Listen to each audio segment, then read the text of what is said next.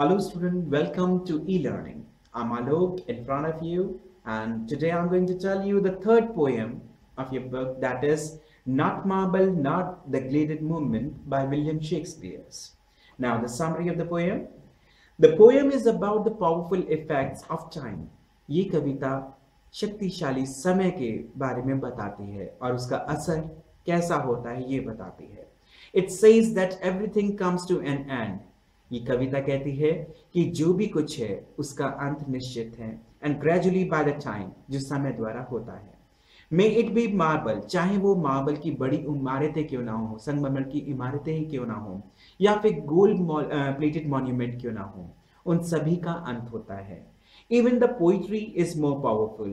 वह कहता है कि कविताएं जो हैं वो इन इमारतों से ज्यादा शक्तिशाली हैं.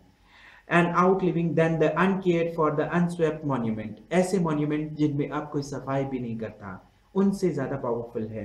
Made by the princes of that time, जिन्हें राजाओं ने बनाया था उस समय के. Wars can destroy the monuments. युद्ध जो हैं बड़े बड़े मॉन्यूमेंट्स को डिस्ट्रॉय कर देते हैं, उनको खत्म कर देते हैं. But even the god of war, लेकिन जो युद्ध का देवता है वो भी मिटा नहीं सकता किसको.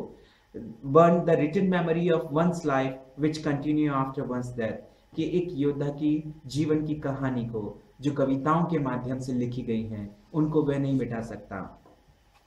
The poet advised the person, और इसीलिए पोइट जो है हर इंसान को एडवाइस करता है. He loves to move forward, कि वो आगे बढ़े. And forgetting all fears and enmity, उन सब डरों को भूल जाए, उन सब enmities को भूल जाए. This will keep him alive. इसी के द्वारा वह जीवित रहेगा. In the heart of future generation, आने वाली जनरेशन के हृदय में. And only this way one can live peacefully. और इसी तरीके से एक इंसान पीसफुली शांति के साथ रह सकता है. Till the world come to an end. और जब तक तब तक कि इस संसार का अंत ना हो जाए. ये थी poem Not Marble, Not the Gilded Movement by William Shakespeare. I hope you will like the poem.